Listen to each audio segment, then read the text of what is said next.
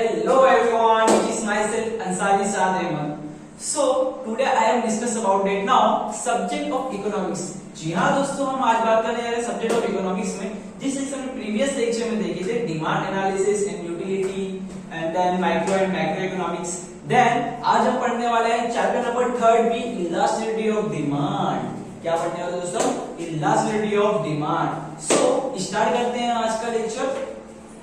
तो दोस्तों मैं सबसे पहले आपको बता दूं what you mean by elasticity of demand. तो दोस्तों इलास्टिसिटी मींस क्या होता है? रिस्पांसिवनेस। क्या होता है? रिस्पांसिवनेस। क्या होता है? रिस्पांसिवनेस। रिस्पांसिवनेस मींस होता है रिएक्शंस। क्या होता है? रिएक्शंस। इलास्टिसिटी मींस क्या होता है? रिस्पांसिवनेस। रिस्पांसिवनेस मींस रिएक्शंस, और इसी को हम इकोनॉमिक की भाषा में कहते हैं इलास्टिसिटी ऑफ डिमांड। तो दोस्तों हम बात करने जा रहे हैं मीनिंग एंड कंसेप्ट के बारे में। फर्स्ट ऑफ ऑल मैं आपको बता दूं, one variable to change the other variable. One variable to change in the other variable मतलब ये क्या? एक वेरिएबल मतलब कैसा? प्राइस के चलते, मतलब क्या बोला? प्राइस के चलते डिमांड पर इफेक्ट पड़ा। प्राइस के चलते डिमांड पर इफेक्ट पड़ने को क्या कहते हैं हम? Elasticity of demand. क्या पढ़ते हैं हम? Elasticity of demand. सो दोस्तों क्या देखिए हमने? One variable to change in the other variable मतलब ये प्राइस के चलते डिमांड पर इफेक्ट पड़ा। प्राइस को लेके डिमांड पर इफेक्ट पड़ा, उसको हम क्या कहते हैं? Elasticity of demand. तो दोस्तों हमने अभी तक डिमांड एनालिसिस में क्या देखे थे? डिमांड तो चेंज हुई, पर कितनी चेंज हुई नहीं पता।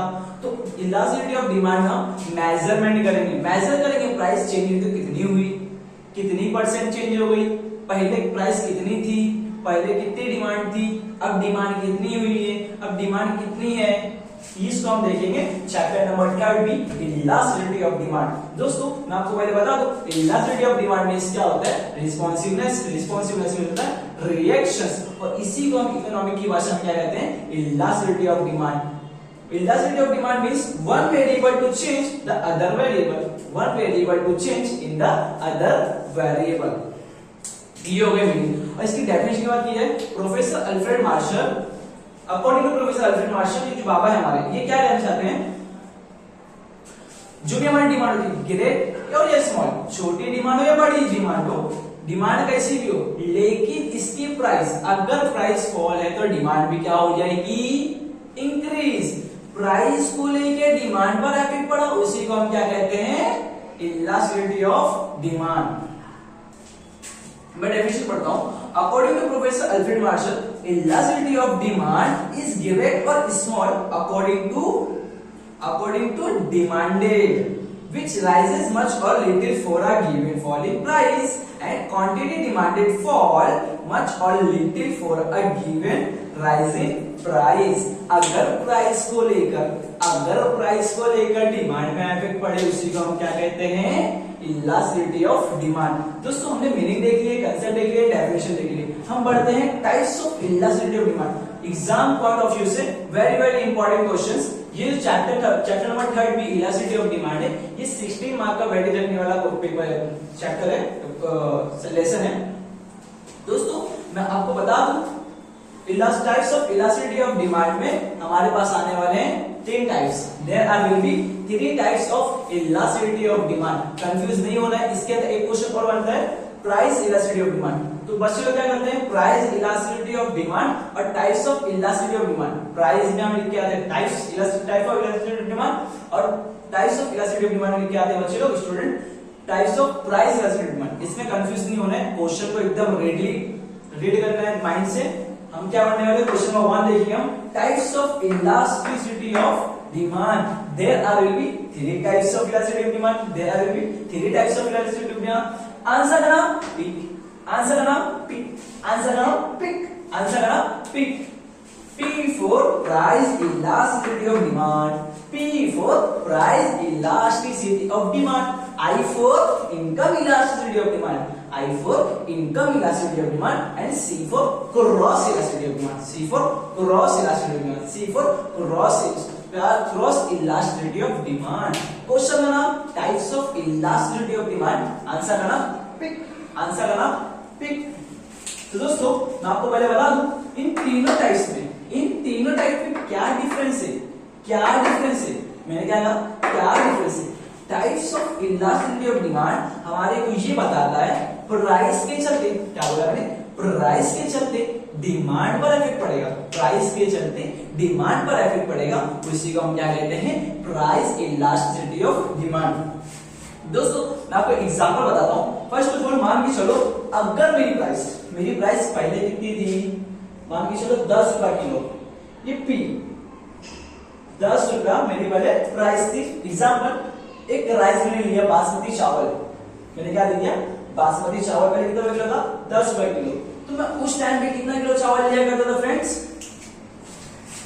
5 रुपए किलो, 5 किलो लेता था। फिर मैंने क्या कहा, प्राइस मेरे पे कितनी थी, 10 रुपए किलो पर केजी चावल था, मैं उस टाइम पे कितना किलो लिया करता था, 5 किलो लेता था। और जैसे ही प्राइस डिक्रीज हुई, 5 रुपए आ गई, उसी में क्या लेने लग गया, 10 किलो चावल लेने लग गया।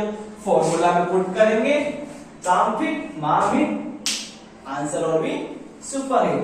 Percentage change in quantity demanded divided by percentage change in quantity demanded divided by percentage change in price, divided by percentage change in price.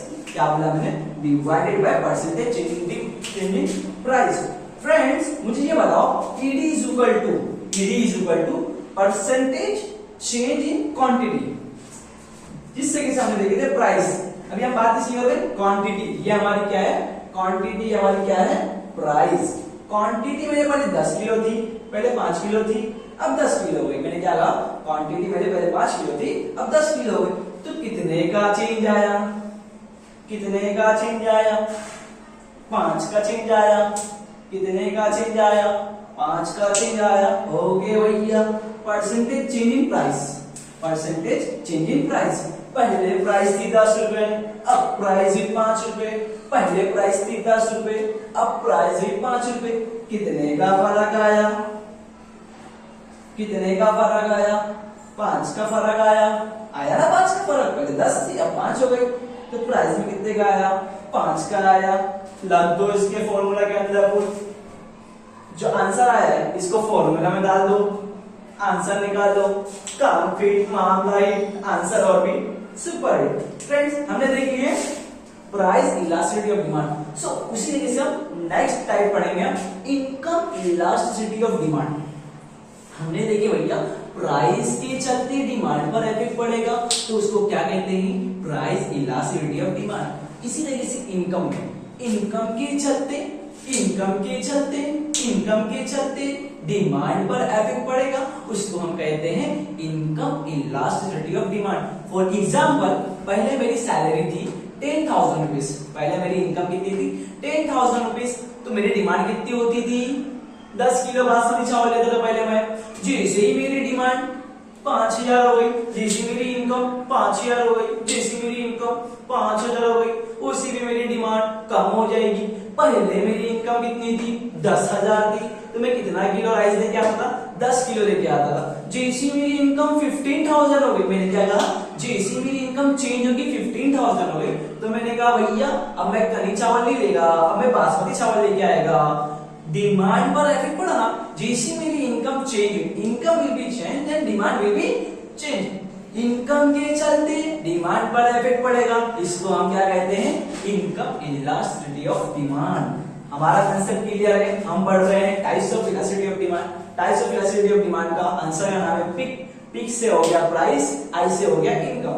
हम बात करने जा रहे हैं क्रॉस इलास्टिसिटी ऑफ डिमांड में मींस ये होता है one variable to change in the other variable, means एक कमोडिटी को लेके, मैंने क्या बोला, एक कमोडिटी को लेके दूसरे की डिमांड चेंज हो गई। पहला मैंने क्या बोला, for example substitute goods and complementary goods, substitute goods and complementary goods. For example tea and coffee, for example tea and coffee, for example car and fuel, tea और कॉफी। मान लो चाय वाले भैया ने 10 रुपए की चाय का भाव बढ़ा दिया 15 रुपीज, चाय का भाव बढ़ गया, और दूसरे भैया ने, उसके सामने जो दूसरी दुकान वाला था चाय वाला, उसने अपनी प्राइस उतने ही रखा, लेकिन दोनों का टेस्ट अलग अलग था, दोनों का टेस्ट अलग अलग था। तो डिमांड किसकी बढ़ेगी? सामने वाली की बढ़ेगी। सब्स्टिट्यूट गुड्स दोनों भी सेम है, लेकिन इसने 15 कर दिया, उसका 10 ही रहा, तो हम किसके पास जाएंगे? 10 रुपए वाले के पास जाएंगे। इससे को हम क्या कहते हैं? Cross elasticity of demand. मतलब ये कि पढ़ के दिखाता हूं। Cross elasticity, it is refers to change in the quantity demanded of one commodity due to a change in the price of a commodity. Percentage change in quantity demanded divided by percentage change in price B. Percentage change in quantity A, percentage change in price B. एक commodity को लेके दूसरी commodity का demand बढ़ जाना, change आना, इसको क्या कहते हैं? Cross elasticity of demand. I hope you friends कि आप लोगों को types of elasticity of demand means पता चल गया होगा। कंसेप्ट क्लियर है, कंसेप्ट क्लियर है, डेफिनेशन याद करना प्रोफेसर अल्फ्रेड मार्शल की। This is for the very very important exam point of view. Friends, thanks you to all of you. Bye bye.